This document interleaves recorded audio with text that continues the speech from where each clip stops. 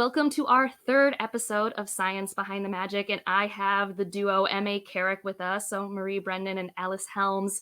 They have written the Rook and the Rose trilogy together. They've also both written other works that I'm sure you will find. I have personally loved the Lady Trent series that Marie Brendan has written and everything like that.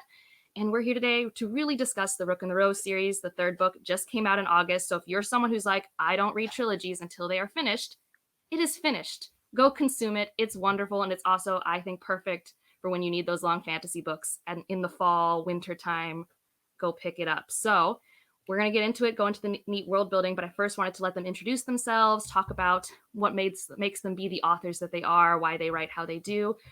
Starting with you over here. Yeah, I'm Marie Brennan. For why I write what I do, so when it comes to my background, I generally say I didn't pick my majors in college by saying what would be useful to me as a fantasy writer. Instead, and this is advice I give to anybody who's looking at college who's not doing like pre-med or something, I looked at the course catalog and I went, what looks cool? And then I majored in what had the most appealing things so that I actually went to class and did my, reading and such. And the result is that I majored in anthropology, specifically archaeology within that, and folklore, which was extremely useful to me as a fantasy writer. I actually never took a creative writing course. The first creative writing course I was involved with was what I was teaching. Uh, but I felt that it was, I mean, I wasn't thinking of it purely in these terms, but just better for me to study things that would give me something to write about and to work on picking up the skills and craft of the writing, by other means, like through critique and so forth. And this actually led to how Alyssa and I met, that we both were studying archaeology. I mean, they'll get to their introduction in a moment, but we both went to an archaeological field school in Wales and Ireland. And part of the time for that was spent in the town of Carrick. So if you're wondering where the pen name came from, I was looking for something that would kind of reflect both of us and came up with M.A. Carrick at like 2 o'clock in the morning as I was on my way to bed. It was like, I really hope Alyssa likes this because I'm attached to it now. I will kind of segue off of that. I'm Alyssa Helms, and I'm the author of The Adventures of Mr. Mystic, as well as the other half of M.A. Carrick. And it's funny because, so Marie is a night owl and I'm a morning fox. And so, she goes to bed at like 2, 3 a.m. and I'm up at like 5, 6 a.m. And so I get up and I get this email and I'm like immediately like, oh my God, this is perfect because like, Carrick McCross, the reference, but then M.A. Carrick is a cross between M and A. And I like chatted her back. And when she woke up, she was like, I didn't even think of that. So yeah, it was very serendipitous and a great call. But yeah, I had a very similar kind of approach to Marie.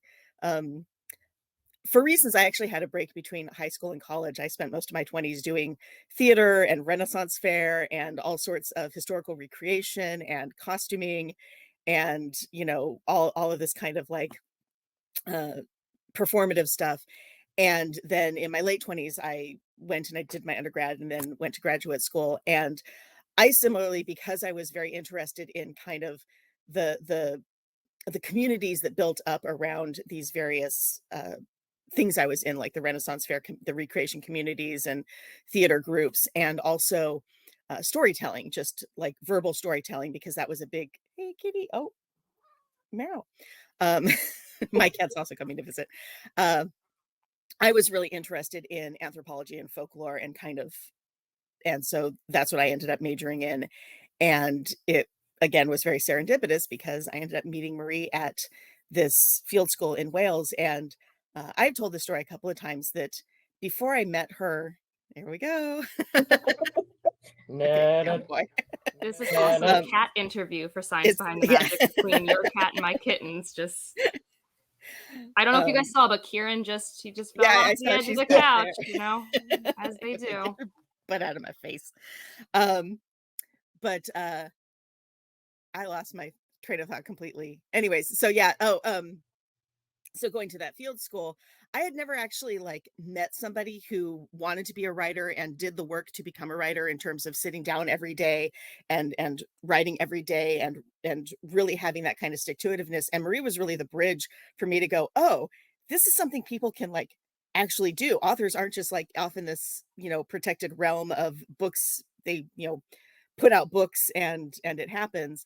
And so in many ways, my early kind of writing process was looking at what she did and kind of modeling my behaviors after her. And so it was really nice to have that kind of, she was a couple of steps ahead of me in her career at all times. And it was always that kind of person I could look to being like, okay, what are they doing? And yeah, so it was cool.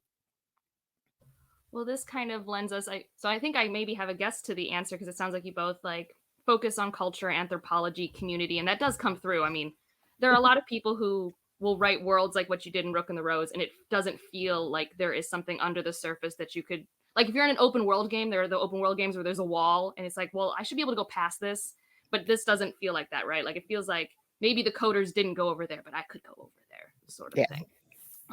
But in general, at working together, coming together to make this world, and I know you've probably talked in other interviews about how it came from your role playing game and stuff, but what were the things that you guys noticed that each of you liked picking apart in the world building? Because I have to assume you each had favorite aspects and obviously an overlap and stuff like that. So if you guys wanted to talk about that. Let's flip it around. I'll talk about what Alyssa brought to it, which is like above all the clothing. If you are one of the people who loved the richness of the clothing and the detailing of it and all of the sensory detail, in fact, one of the techniques that I have now learned from Alyssa is, there's a lot of books that will put in information on the clothing, but it's this very flat visual, like here's what color it is, and like it ends there.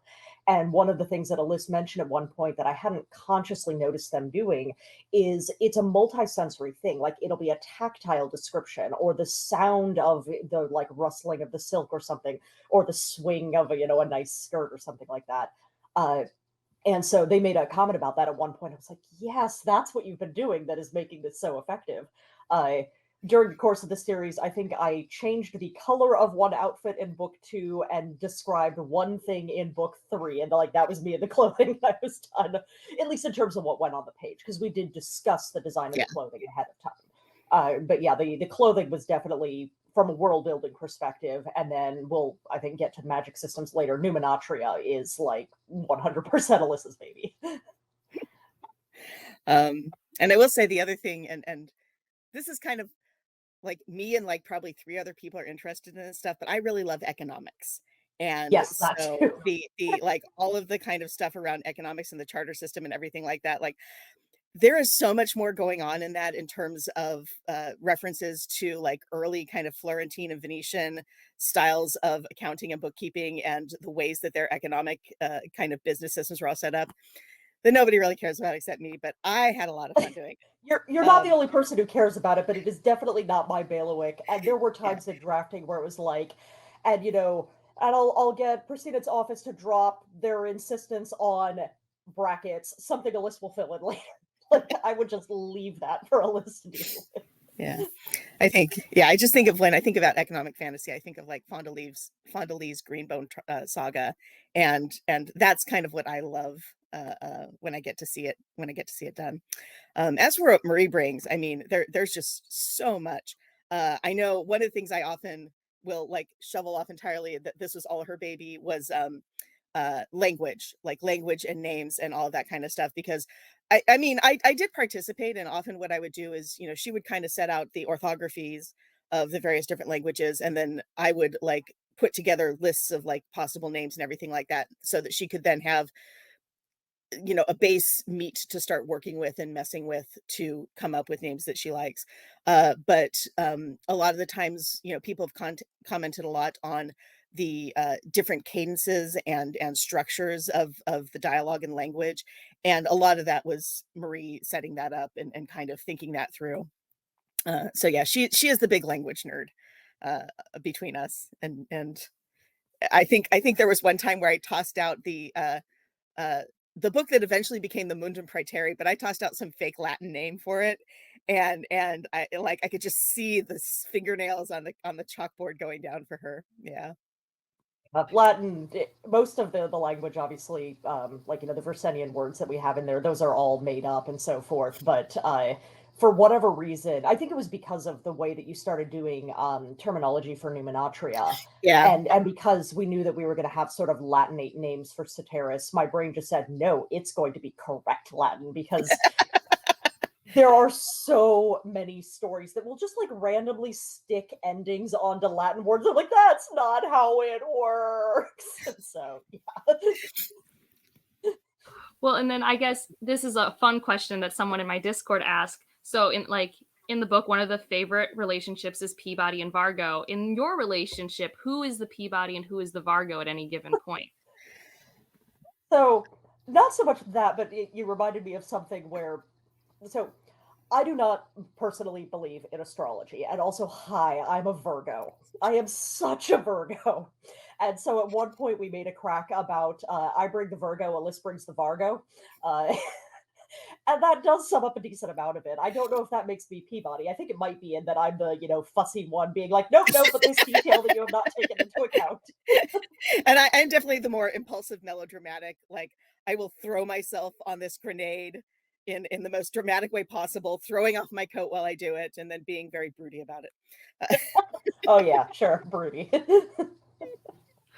All right, I figure let's get into the magic first of your worlds, and then we'll get into the culture. Although I know they are all tied together, but I am someone who's always loved when people choose to make magic systems that maybe aren't strict in rules, but like have scaffolding to them. And you guys do that not once, not twice, but 3 times in your series. So I wrote down all of them in our little outline, but I guess I'll leave it to you guys. What was the first magic system for this world, or did some of them just show up at the same time and go from there? Think technically the first was probably pattern because Yeah. we had a fortune telling thing in the game that gave rise to this, and we knew that that was a key element we wanted to keep. And because my PC in that game is named Ren, and might look a little familiar, so that was like Alyssa was the one who had handled. I would lay out cards in the game, and they would tell me, okay, here's what you get from them. But the actual like laying of the cards and so forth was like the thing that I did, and so I was the one who took point on designing pattern. Um, and I'm not going to go into the whole like description of how we did that because that would be like half an hour of me talking here. Uh, though I did do a guest post for Alma Alexander on the topic, and I have another one that's going to be coming out in a little while that goes into more detail on like what decisions got made and why. But yeah, so pattern was the first one, and it was something where some of it we had to have nailed down ahead of time. We needed to know what was the structure of the deck. We mostly knew what the cards were at the outset, though we did change it partway through drafting the Mask of Mirrors, which created some interesting challenges. As I kind of just alluded to there, what we do with it is when there is a pattern in the story, if it's not Ren like cold decking somebody and she already has the deck stacked, then I would shuffle a set of cards that I had written the names on and I would deal them out, and what I dealt is what we wrote. So we had done that for several things in the series. And then we decided that we needed to expand the deck slightly because it felt like we didn't have quite enough cards in each suit. And so we also rearranged a couple concepts a bit to accommodate that, uh, which created a few problems for patterns that we had already laid because we're like, we want to be honest with these things. But yeah, so pattern, we knew basically what the cards were, we knew the structure of the deck, but we kept on inventing layouts as we went through the Yeah. series. Because That I we think the started out 7 with, card wheel came yeah. like in series 2, and then yeah. Well, and I think even the 3 card line, we got partway into writing the Mask of Mirrors, and we were like, we are not going to do 9 cards every time a pattern is needed. Yeah. That takes way too long to go through. It is so overkill. And so we came up with the 3 card line in the first book, the 7 card wheel in the second one, and then the 5 card crux in the third one. Like those were things we added. And I would say also that though we had a clear concept at the outset that with all 3 forms of magic, and let me just say, thank you for including imbuing. It is the redheaded Yes. stepchild that keeps being forgotten. It does not get the attention and respect of the other 2. I was about to say so much is important when imbuing is involved. So yes, of Yeah, course. Yeah. but it's not a thing that you get to see being done as much in the story, and also it's one that doesn't have the structure that the other 2 do. Yeah. It's the state of flow. It's when you get absorbed in what you're doing, and like there we go. I've just explained imbuing. We're done. Yeah. uh, It's but the perfect for the people who don't want like your magic to become science. Like it's the like this is the soft low magic that allows Yeah. things to have that fantastical quality. And oddly, I think it's the one that people can recognize the most in things that they do, because it's really, I mean, it's not quite hyper focused, but it has similar qualities to it of being so lost in a project and putting all your energy to it that you look up and hours have passed and you haven't eaten and you're exhausted, but the thing you create is like feels magic. So yeah. Yeah, and that was one that was actually just a stray world building idea that had been rattling around my head looking for a story to inhabit. So I pitched that to Alyssa not long after Pattern. But and we'll get to Numenatria in a second. But the thing that we made sure that we had a clear handle on before we went into it was the core of what each one does so that they wouldn't Yeah. smear too much into each other. Imbuing makes things do that thing they do better. So, like, you can imbue boots to be more waterproof or to be quieter when you walk or to keep your toes warm or whatever, but you cannot imbue boots to, like, shoot fireballs because that is not part of bootness, right? It is nowhere in the boot concept.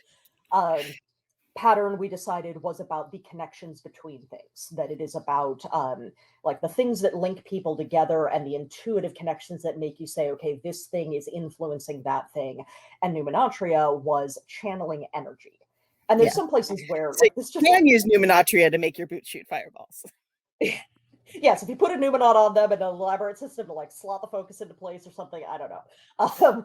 But there are places where they overlap. Like this didn't go anywhere into the stories because it would have been just such a distraction. But in addition to there being the Numenatria and contraceptive Numenata, that like are these charms that will basically reduce like life energy. That's kind of how that fits into Numenatria.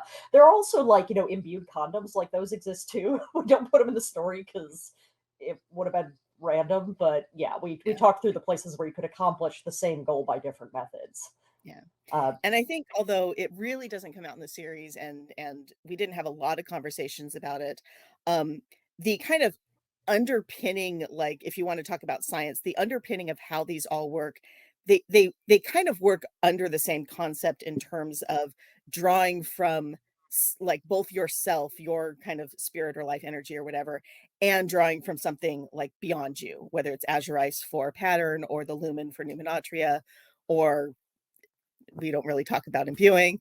Um, it they're different forms and expressions of a very similar process drawing from different sources, which I think gets into it's all one world. There's just so many different ways that people can approach taking and using and crafting through and with power. So yeah, which we yeah, so almost never talk about. Numenatria. Do you want to give a quick rundown on Numenatria, I Liz? I do. I brought props this time. I remembered to bring all my props. So Numenatria, because we knew Marie had, done the bulk of the work on Pattern, and we also knew that Vargo was going to be our main kind of focus character, who was an inscriptor who was doing Numenatria. And at that point, even at the beginning, Vargo was much more my wheelhouse. After a while, like all the characters pretty much became very shared. But so I ended up taking on Numenatria, and Marie loaned me this book, and you can actually talk about the book because I like your version of the story. Yeah, so we had been talking about we wanted another magic system, and we sort of batted around like sacred geometry, like numerology kind of stuff. And so, yes, this book, A Beginner's Guide to Constructing the Universe, the Mathematical Archetypes of Nature, Art, and Science, A Voyage from 1 to 10. It has two subtitles. It's very wordy. This was a book that All I was like, sorts of oh, beautiful. yeah. I was like, I read this book years ago. It was super cool. I think it might be useful to you. Here, let me go get it. And I grabbed it off the shelf and I loaned it to Liz. And then Alyssa left, and I kind of had this moment of like, I read that book in high school. It's been a while. I'm worried now that actually it's not as cool as I remember. Alyssa's going to be like, that was okay. Yeah, thanks for loaning me that. And this is on like a Friday when Alyssa was hanging out with us. And then like Sunday or Monday, I get this email that is like 5 pages of introduction to Numenatria. Yeah. This entire system just boom. Yeah, because it turned out the book was very useful, and also it slotted in with things that I was already interested in, with kind of esoteric systems like sacred geometry and numerology and stuff like that.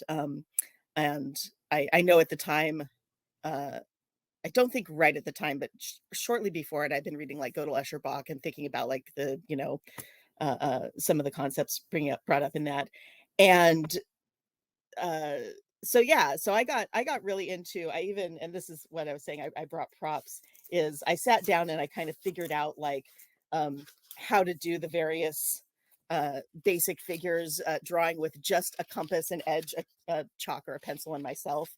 And that's a septogram. Those are mathematically impossible to draw perfectly. And, the music of the spheres kinds of stuff.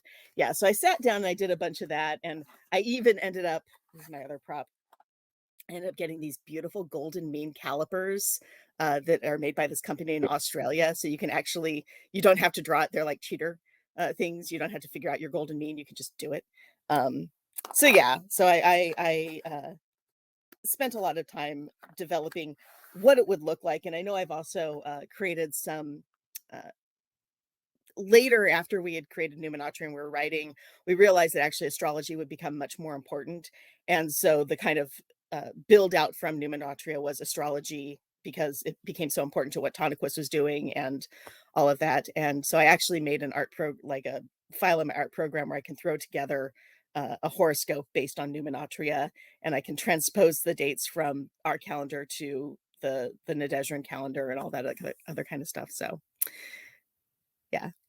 Something I thought was interesting because, okay, so in our world, you have tarot readings and we have horoscopes and astrology, and all of those things are obviously very distinct. People who are into them find them very distinct and different. But to an average person, they are not interchangeable, but they are a way of engaging with things. So when did you guys decide that this would actually be very culturally different? One was going to be seen as more like prestigious than the other. And like, because this whole series, Tanaquist, is just like, I don't know why you're saying this.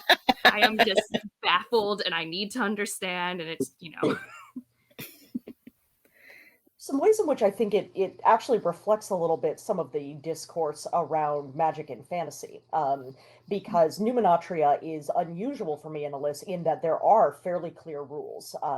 We don't ever sit down and like lay them out in their entirety for the reader in a block, but we had our list at the outset of, okay, what are the concepts associated with each of the numina? What are the rules for how you get a numinat to work? Okay, you need the focus, you need the enclosing line, etc. It is a much more clearly rules-bound system, whereas pattern then is the more like loosey-goosey intuitive, like, well, normally this would mean this, but in this particular context, because of these other things, it, is going to shift slightly. And there are a lot of people in fantasy, like fandom, who feel that magic should have those clear-cut rules, and if you're not laying them out in this explicit way, then you're doing it wrong. And there's a prestige associated with that approach right now. So I think that to some extent that was filtering through here. And then it was also because the Leganti are in charge in Nadezhra, and their system is numenatria. So clearly numenatria is the best system, Yes. and that pattern thing is superstition, etc. They don't take it seriously. Yeah. And I think in some ways, and I think Maria's mentioned this once or twice before, so correct me if I'm wrong, but it kind of more came out that we were working on the magic systems, and a lot of the kind of personality of the cultures in terms of Versenians being much more kind of community based, and also intuition having a very important, and dreams having a very important role in their society, and the connections between people having a very much more important role, versus Leganti being, as they would characterize themselves, much more kind of rational and ordered, and everything is through like kind of agreements and contracts and those kinds of connections. Those kinds of personalities of the societies came out of the fields of the magic systems, or the esoteric systems that we were creating. Yeah. Yeah, there was a feedback loop. I'd agree that Yeah. one of the things that we both really care about with the magic is that it's not just a set of rules that are kind of floating off to the side over here, and here's the rest of the setting. We wanted them to be very integrated. And so, yeah, absolutely. Frankly, Leganti religion was like, this is a tail wagging the dog kind of thing. We came up with numenatria and then designed their religion to like fit with numenatria, basically. Yeah. And yeah, it's not quite like Apollonian and Dionysian for people who know that kind of dichotomy, but it has a bit of that feel of, the Leganti are very much the Apollonian, it's even based around light and such, that very systematized, rational thing by comparison with a more take drugs, see the cosmos. Well, and you guys are already kind of touching on a question I have of, obviously there was a foundation when you guys came into this because you had that role playing game where you had Ren and the cards, and you had something there, and then things do change. And so how much were you even unaware of what was coming into this? How big did it become from its, humble beginnings, I assume? Or how much of it was like already set up and you're like, we're good, we've got it all lined up, and now let's just throw a story into it. So we kind of had to rebuild almost everything from the very core of it, which for us was the characters and the character relationships and interactions. And so I don't know if Marie, you have a great phrase for it. Oh, for a while I was saying we had invented the invertebrate novel because we had all of this great meat and no spine to hold it together. Because we had to come up with a plot that would justify making all of those relationships kind of go through the permutations that they had done, that we wanted to be recreating here. And then also we had to, yeah, almost completely rebuild the world around them. There were a couple of elements that we were bringing into it from the game. Like the Versenian clans were one of the things we had come up with for the game. So since that Yeah. was our own creation rather than being something from like a published game world, we could take that. But most of it, we're like, nope, we got to get this away from the situation it started out in. And so we had to create practically everything other than the characters and a few bits of the world. Yeah. Well, then let's go into, I think we talk primarily about 4 cultures, and there's the 5th one I always forget, that's Tess's people, but you have very fleshed out cultures here, and we don't get to visit everywhere, but we definitely see all their influence. And I guess we can start with the Versenians since they were the ones that actually like came over. But I guess I just really love all of them, and I want to know all their inspirations. I know some people in my Discord, in particular with the language, wanted to know like the inspiration between using like Slavic or Italian and things like that. And there was a lot of appreciation for those language choices and kind of the cadences you were talking about earlier, Alice. So whatever you want to share. I mean, honestly, the roots of like the Slavic and Italian and so forth was purely that we had already named some characters, and I in particular, once something has a name, I'm incredibly bad at letting go of it, which was particularly hard because we had to come up with a name for Versenians. I'm like, but it's got to be one I like well enough. I am so Yeah. picky. But Ren was already Aren Zelenskaya as like her real name. And Renata Vera Audax as this person that she was pretending to be. And like we already had Gray Serrato, we already had Darasi Vargo. So it's like, okay, I guess these are the language areas we're playing in, because otherwise we have to rename everyone and we're not doing that. And I will say, because we couldn't rename Tess, and because in the game, because a bad Irish accent is one of the few I can do, Tess had my version of an Irish accent when I would play her as an NPC. We had to invent a whole country that we almost like never really visit or go to or learn anything about, because Tess had to remain some version of Irish Welsh. Yeah. Yeah, why Tess has an Irish accent, but the country she comes from has a Welsh-looking name? Don't ask. That's just, it's what we wound up with. Honestly, the question I think most people think about is why is it like illegal to embroider? But because we both love the idea of sumptuary laws, and we didn't really have them much in Adezra, and so yeah. Yeah, well, and it was something that was a random detail from like game backstory that were like, and yes, Tess was part of an illegal embroidery ring because they had these really puritanical laws in the country that she and Ren had run away to, and so yeah, we're like, all right, we're keeping that because it's funny. Yeah. Not everything has a deep answer behind it. sometimes keeping things for the sake of fun is the right move.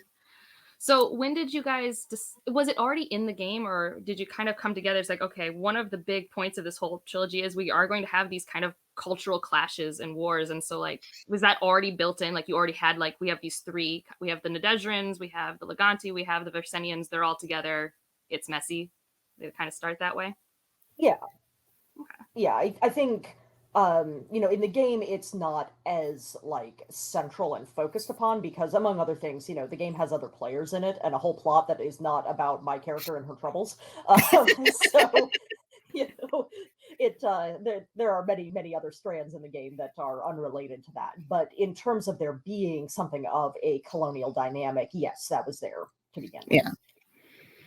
And I think the thing that we kind of brought in for the books was much more the kind of the length of time like the history of Nadezhra, the length of time that that occupation had been having, the importance of the city for the Versenian people. And so a lot of the details of that specific conflict are things that we developed as we were kind of building, like, okay, what are the pain points? What are the interesting stories we can tell about this? What are the kind of real world examples that you have of different kinds of conflicts in colonial situations, and building out what would be the most interesting kind of permutation of that for our story and for our characters, because all three of them, I say all three of them, but we think of like Redgrave Vargo as our triad.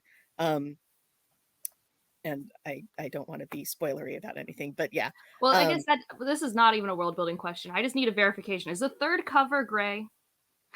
Yes. Yes. Okay. Yeah. Now I will say the covers are only loosely depicting the characters, because like we had a whole conversation with the Mask of Mirrors about how Ren is, when not painted up one way or another, a bit lighter skinned than what we show on the cover.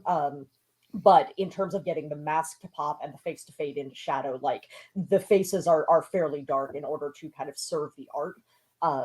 And so we're a little loosey goosey on what exactly do they look like. But in broad strokes, yes. First cover is Ren, second one is Vargo, third one is Gray.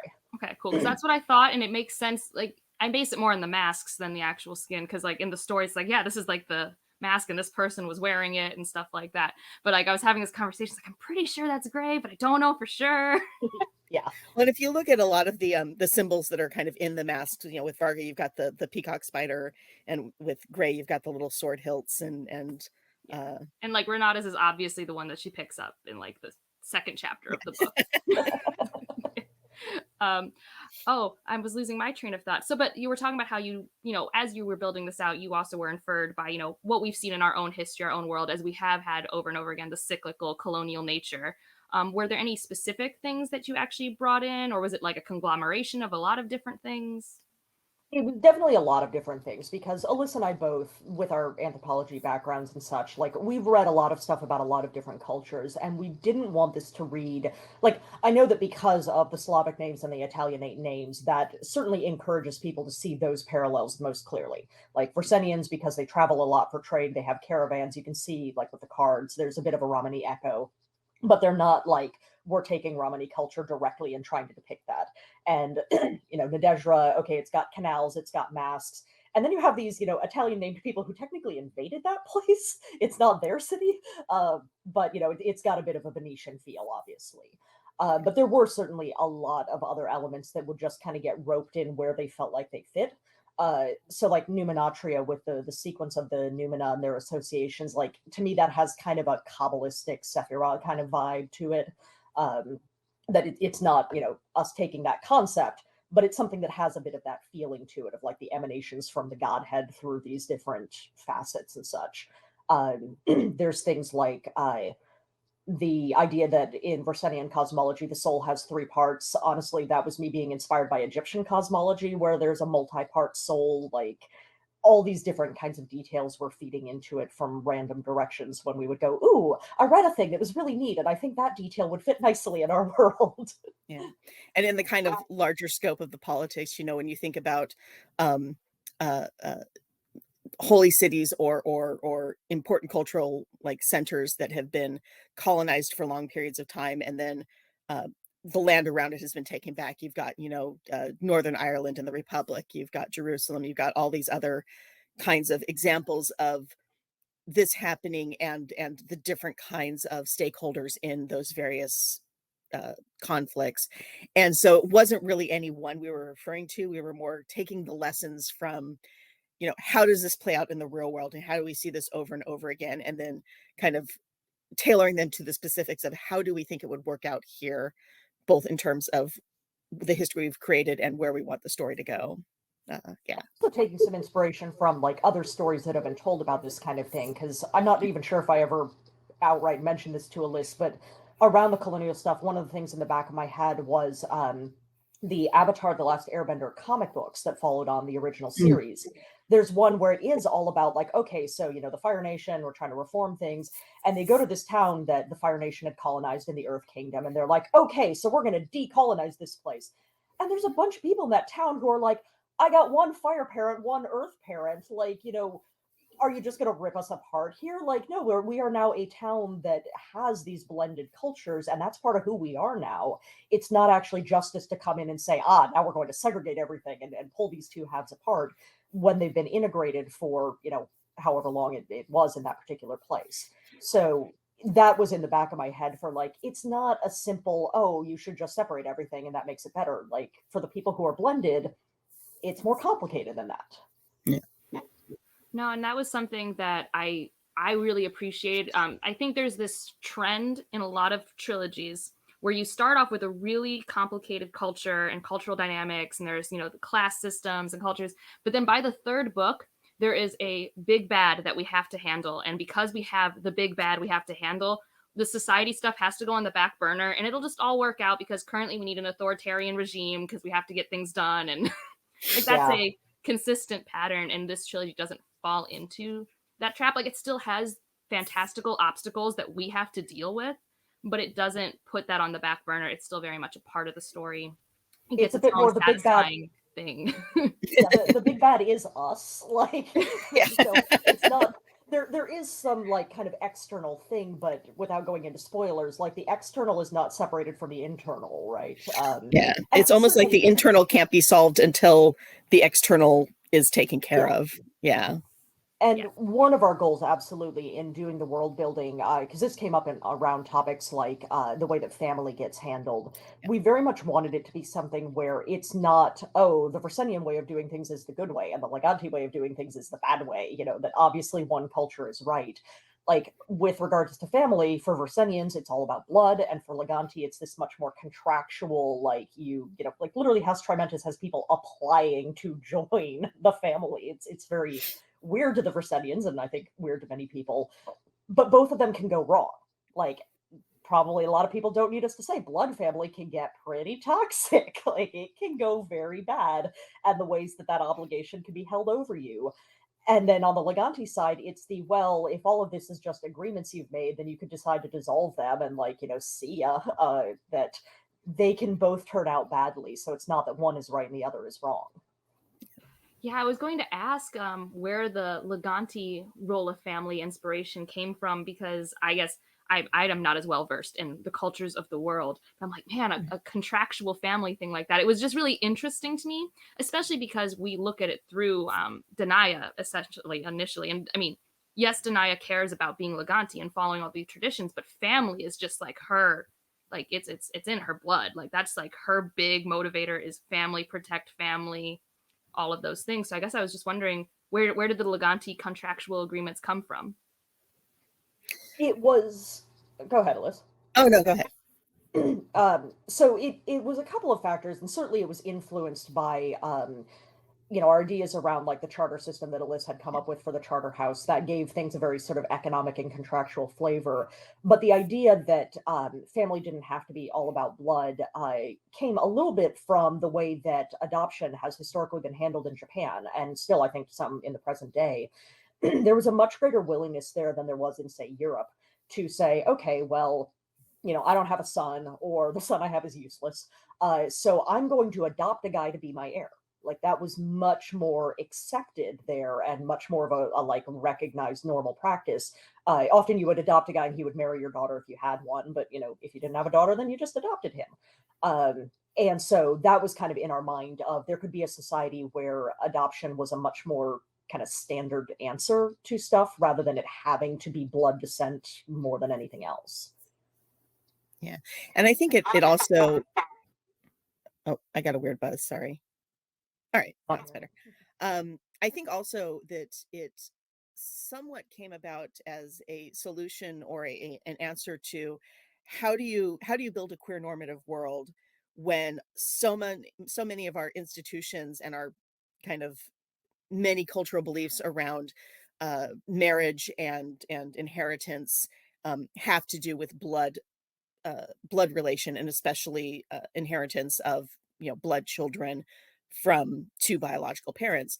And the answer is that there are many different ways that inheritance has been handled in the past. You know, Marie mentioned the Japanese adoption system. There's the whole tennis system in Scotland, where it's not necessarily the blood kin of someone. It could be just in a larger family group who are the more capable people of leading, that kind of thing. At least to some extent, that was the case. Uh, and so, you know, thinking about in a queer normative world where you will have marriages that are same sex that don't necessarily have biological offspring from any of the people, or people who decide not to get married because they're asexual or aromantic or something, uh, you know, uh, how do you develop a inheritance system that prioritizes those kinds of relationships, or that creates space for those kinds of relationships as equal to others? And so yeah, I think that was part of our reasoning for building this kind of contractual, almost adoption kind of system, was because of that, to make room for that. No, yeah. I mean, I know that's a big thing that people always love about this trilogy. It's becoming more normal in adult Yeah. fantasy to have queer normative worlds, but like, I'll be honest, a couple years ago when this book came out, it really wasn't that wasn't the standard. Or Yeah. like there were queer characters, but it wasn't easy. Like you said, the systems were not set up where it was easy for them to just exist in the world. Yeah. So I do think that that does make a lot of sense there. This is kind of, I don't know how much you guys get to work with the audio narrator, or if you have ever talked to the narrator of your books. She's wonderful. She's amazing. Did you guys talk about the accents that she would choose? Because like it was phenomenal. So yeah, it is reasonably standard practice for audiobooks that you get asked to send in a list of pronunciations for like proper names and things like that. And then, notes on if characters are supposed to have specific accents and so forth, that you should provide that as well. Um, Anybody who has listened to the third book knows that there were some special challenges that came up in there where I started typing up the okay, so particular notes like here, this character is trying to do a Sateran accent, but it should be awful. Like that's one that's less spoilery of like, do just the worst. I think I'm doing a British accent just fine, performance that you can hear. And other things that come later in the story where I was like, oh my god, she's gonna kill me. And I don't know if Marie has had a chance to listen to them yet, but I have had a chance to listen to all 3 audiobooks, because I basically, as soon as it comes out, I'll do the audiobook as a kind of a, yay, it's out. And the work she does in the 3rd book in particular, with there's a particular character who is speaking Fresenian with a Sateran accent, and the way that she manages to do a Slavic accent with a bit of a Britishness, and then also like she did an amazing job with that. There's another accent that I won't give up, but the way she handles that particular obscure language thing, I yeah, she did an amazing job. Like, I mean, I physically read the first 2 books first, then on reread, I listened to them because I consume books in all ways, but in this case, it was just easier that way. And at first, it was hard because whenever people do like my favorite characters, I'm like, but that's not how they sound in my head. But Yeah. I got over it, and I was just like, man, I totally in my own imagination don't do accents. My imagination is not exciting enough for that. And I'm like, I didn't realize Ren thought this way and like spoke this Oh, way. and And well, Marie will that's the do a thing. go ahead. Yeah, like we had a whole discussion about that of when it came to Ren's thoughts Yeah. of like, okay, how are we going to handle the accent in that? And the result was that I actually had to go through and mark up the manuscript for Nikki, our narrator, where it would be like, okay, Ren is fully in her Renata persona here, so these thoughts are going to be in the British accent, but this is the moment where something jars her out of it, and it's going to slip into her natural accent instead. Like, I had to go through, and also like gray code switching because he's going to Yeah, change especially depending in the on who 3rd he's book, talking. we had to go through and be like, because he stops code switching as much, and so we had to kind of mark the places where he's slipping more and more into Fresenian, even in his own thoughts and things like that. Yeah. No, and I really appreciate, and I don't know if this was an active decision, that the the Nadezhran accent and sort of Leganti was an American accent, which Yeah. Yeah. in fantasy is like impossible. Like, Yeah. TV, TV and movies have taught us that fantasy is British. Yeah. like I mean, not to get into Wheel of Time, which is an American fantasy, and I don't even like love it that much, but like you'll watch the TV shows, like, why is everything British right now? I don't understand. Well, here's a fascinating thing though. I don't know if you started watching season 2, but for anybody who knows the books at all, the Shanshan apparently have American accents. I So think they're the supposed to be invaders from Texan. overseas are American.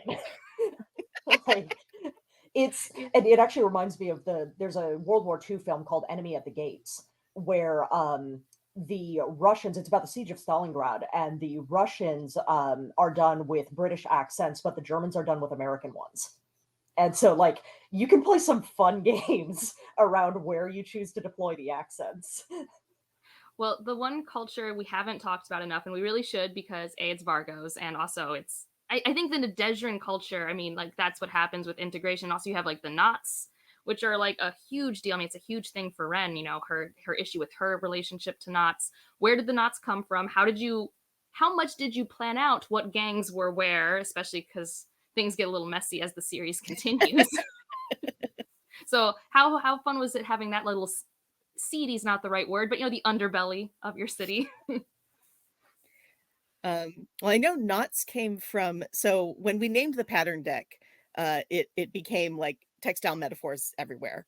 And I know knots came from Marie suggesting based on a 18th century Yeah, British site. there's a book called A Classical Dictionary of the Vulgar Tongue, which it's actually like sort of several accreted layers of book from over a period of like 100 years or more. But it is a record of various like bits of slang terminology and such from about the 17th through 19th centuries or thereabouts. And as I was going through this, I hit the word "not" for gang. It was like, yes, we Yeah. are using that. And And as a and I side note, know, that's actually where we got the Chinkorat statues from. There was a tradition in the UK of the alls, that it was this set of statues that each had this motto of like "I serve all, I rule all" or whatever. So yeah, I got multiple useful things out of that book. um and I know that uh and this might be a there was a we wanted a relationship that was, so we have, marriage as a kind of relationship and adoption as a kind of relationship that Leganti uh like privilege or prioritize. And we have these blood oaths that Versenians prioritize in terms of like blood brothership and stuff like that. And we really wanted a kind of a third type of relationship that was held as equally important emotionally and socially, culturally. And so the not oaths and those kinds of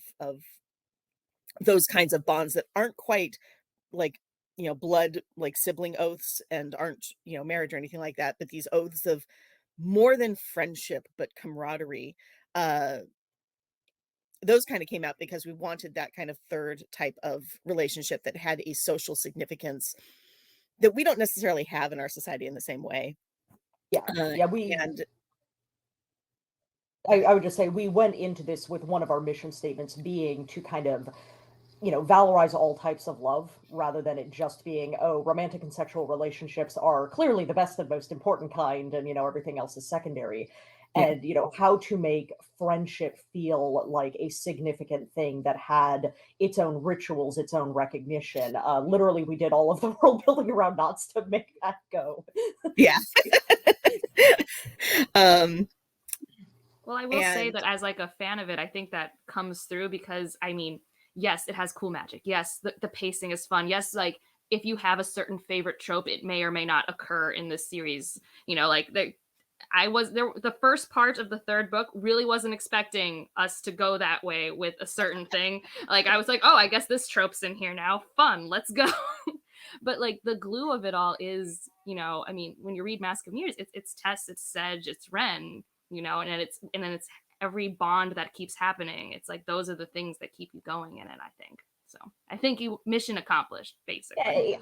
Yay. um and I think in terms of like the lower bank politics, or the not politics, a lot of it came out trying to figure out, okay, so how did Vargo make his money, like what is he doing that isn't, because we didn't necessarily want it to be just like running brothels, because you know um and so we were like, okay, so how does this work out, and how did he come to the power that he's in? And so uh a lot of it came down to this kind of impoverished area that he could then He's sort of gentrifying it, which, you know, later on you can kind of side eye that. But you know, this basically like taking control of the systems that he can to make the places safer and more pleasant places to live for the people there, so that he can then buy up cheap property and raise the values and then clean the water, and suddenly he's got like water properties all up and down the river. That's Vargo's long-term plan. I love Vargo. Yeah. He's just great. I don't know. There were some people, when you read the first book, there's some temporary Vargo haters, and I don't understand them because I'm just like, no. I mean, it was kind of satisfying to watch a little bit how at the end of the first book people be like, oh, Vargo, and I'm like, just wait. Yeah. Well, and you know, people are going to attach to different things because there are some people who just really love Gray as a character, and then there are others who are like, nope, that's the boring one. Like it. I had a satisfying moment with a friend recently because this is a trilogy that you don't have to reread, but rereading it is very rewarding for reasons we have been skillfully not discussing this entire time. But I had a friend who was like, my first time reading Liar's Knot, I really hated this point of view, and now they're rereading. It's like, this is now my favorite character. I'm like, yeah, because context is key. I'm curious who. It was Gray because I think like, Okay. yeah, it's just I think Gray, like you were saying, Marie. It's like some people really like Gray and the situations he's put into, and others are like, this is shinier stuff over here. I want to look at the shinier things. Yeah. He Gray tends is a to be challenging attractive. character because he's subtle, like he's subtly cool, right? And he's very restrained in a way that, you know, Vargo's much more kind of, you know, flamboyant and out there. And so I think he's a more challenging character, but I think there's a reward there for digging into him and not making him more obviously exciting at first. Yeah. Yeah. One of my last questions before we get to the top of the hour, and this is less world building and more just like, I don't know how you guys did it. So traditionally, everyone has their list of like, I don't really love when this is in a fantasy book, but it's like a thing that happens. And for me, that's dream scenes. I don't visualize when I read, and dream scenes are even more abstract. And I'm like, I don't know what's happening. But your guys' dream scenes, we have a few of them throughout the series. And I'm like, that was so immersive and good. And I'm like, so how do you guys do that? I think a lot of it has to do with how much we use pattern cards in designing them, so that even if they feel like they don't have a meaning or a structure, there's all this underlying symbology that we've kind of already trained you in having associations with, so that it does have meaning to you, even if it seems all like out there. And I think also, because the thing I hate about dream sequences and stuff is they don't matter. Like they and I hate when it's like, okay, this isn't really happening, so it doesn't matter. And I think for us, it is really happening and it does really matter, not just it like both in consequences outside of it, but even in choices people are making during it matter. So that would be my answer for that. Yeah, I mean, we both have a deep and abiding love for sort of dream realms of like there being a metaphysical plane of existence that is this kind of thing. Like it's a trope that we both adore. You And look I like think you're it's going to. because, well, I was going to say, because it's the externalization of your kind of internal psyche. Yeah.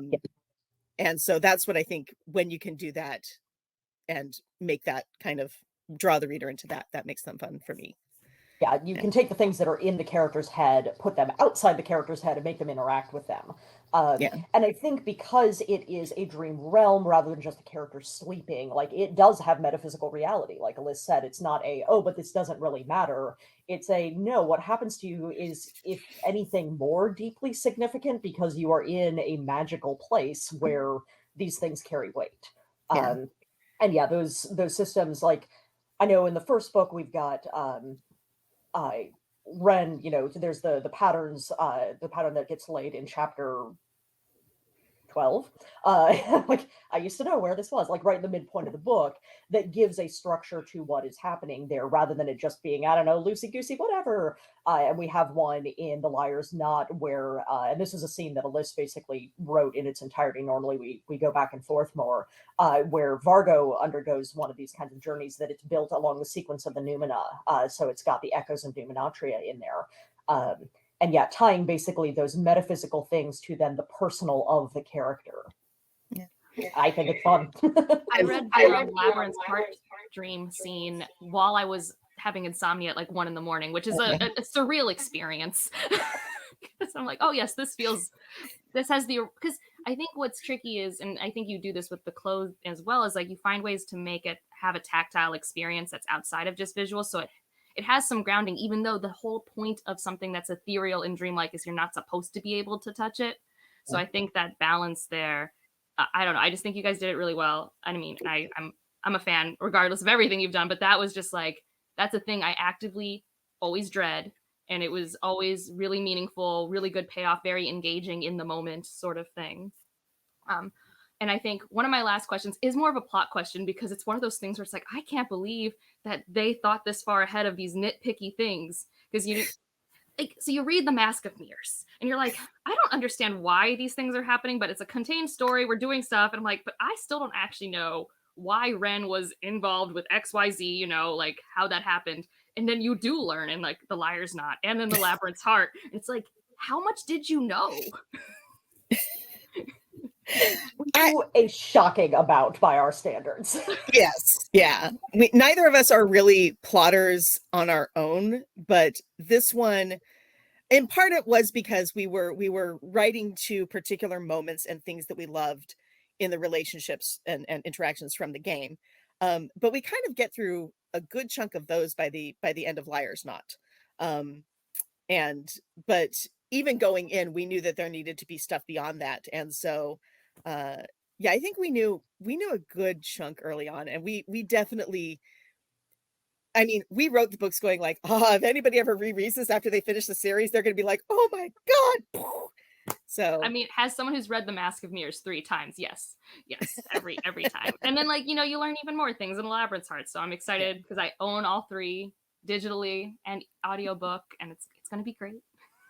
Yeah, well, and it's the things that amuse us the most are sometimes the tiniest ones. I can think of 2 different spots where there's like an ellipsis at a key moment where it's like, and we're just, when you go back and look at it and think about, oh, that's what was going in that spot where the character chose not to finish that sentence. You're like, okay. And that's mostly stuff that we're going to notice and nobody else will. But yeah. no, with this series, and it is really unusual for both of us, I think it's easier for me to list off the bits that we didn't have planned, because I'm like, oh yeah, we didn't think that up until fairly late, and it was surprising for us. There are a few of them, but for the most part, yeah, we had the key elements of like what's going on, who's doing what, and then that meant that we could say, okay, how do we set that up early on so that it doesn't feel like we just pulled it out of our ears, late in the game. Yeah. No. And then my last question, and I'm going to be vague so I don't spoil anything, but this is from someone in my Discord. They wanted to know if you'll ever maybe write a short story or a novelette about what happens with Juna after the series with a particular potential love interest. I could see being drawn to writing something about that. Yeah. Yeah. That was us going, we Juna's had such great growth throughout this series. She really deserves something nice. Yeah.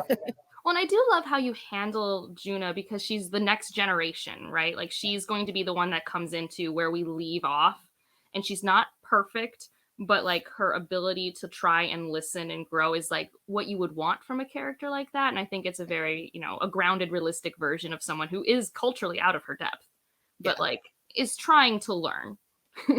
She's kind of an exemplar of the like in ways that are very specific to this story, but also just more generally, she's not carrying the baggage of her mother's generation. That there are certain weights that she's not dragging around with her that allow her to kind of more easily see things differently, make different decisions. Nice. Well, is there anything else that you guys have wanted to say in an interview that no one's given you the opportunity to before we wrap up? The only thing I will say, because I did watch one of your very early reviews, I think probably from The Mask of Mirrors. And that would have been January of 2021 or something. And you talked about the social dancing. Yes. And that made me so happy, because I actually have somewhere written out to 2 or 3 of the social dances they did. I have all of the figures and choruses that they did, because I was so glad that somebody brought that up, because I was like, yeah, social dancing. That's like, So yeah, I was very I'm appreciative a that I'm a you ballroom noticed and that. salsa dancer. So those scenes, I'm like, yeah, that's why dancing's awesome. That's why partner dancing should not have died. That's why Yes. we should be doing this all the time. It's this beautiful back and forth communication. It's perfect for those tense scenes with other characters, whether it's because they're an enemy or a potential love. Like it's Yeah. I just had my wedding this past summer, and my dad and I, we never get to see each other. He's in South America, I'm in North America, but he can lead and I can follow. I didn't tell him our father daughter dance until right before we did it, and we danced to it. Like we were able to just lead follow. It was beautiful. So That's I have that's had the so experience once. I don't know swing dancing at all. I have like ballet and other forms of dance in my background, but swing, totally unfamiliar.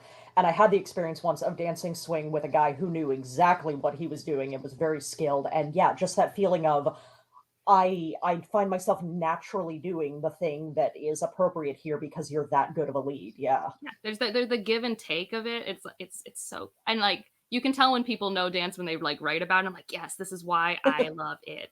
This is yeah. why.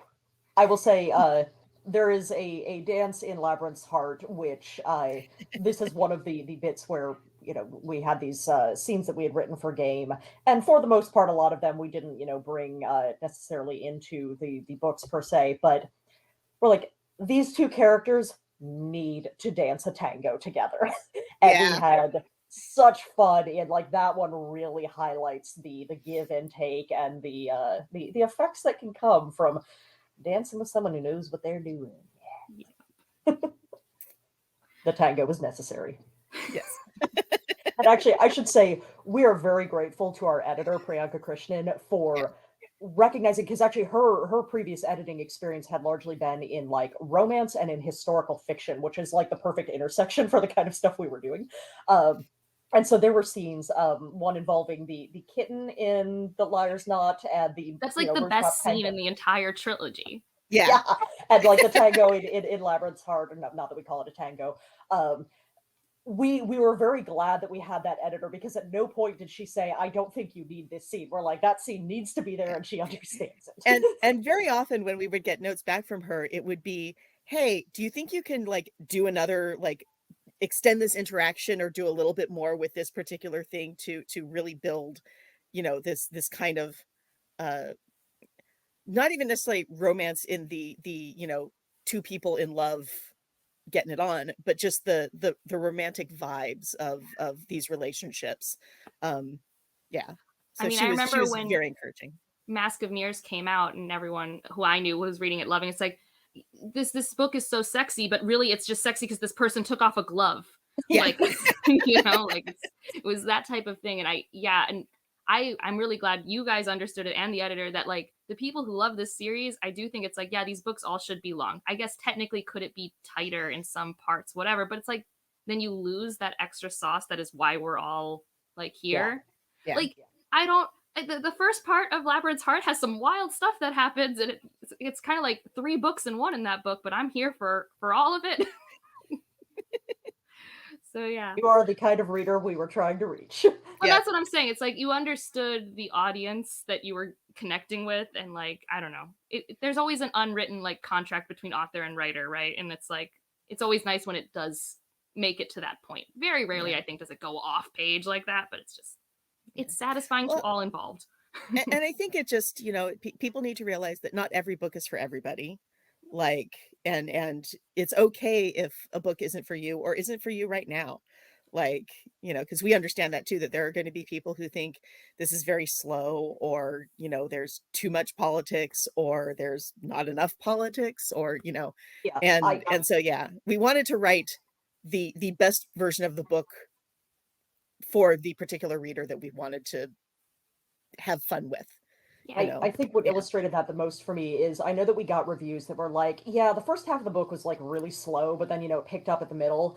And then we got reviews that were like, I was really loving the first half of the book. And then at the middle, it just got way too like chaotic and Yeah. too much, going on.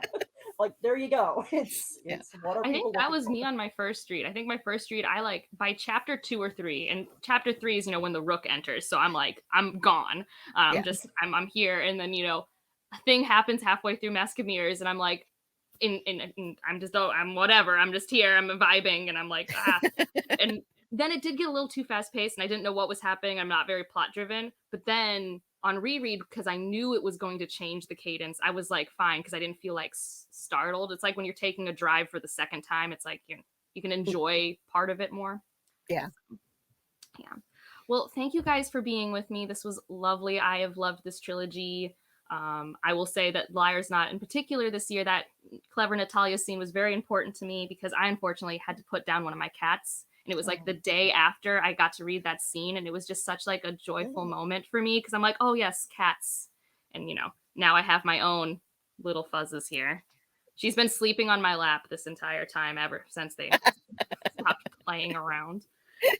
Of course, now I've disturbed her slumber, so Yeah. she's gonna go chase a mouse. But thank you for being here. Everyone needs to at least try out The Mask of Mirrors. I will have a should you read for it eventually, but I do have my standalone review, and I will try and ask them to tell me all the interviews you guys have mentioned here. I'll try and link down below after this. I'll try and collect all the links, and I'll try and put them in the description to the best of my ability. And I will see you all in the next one.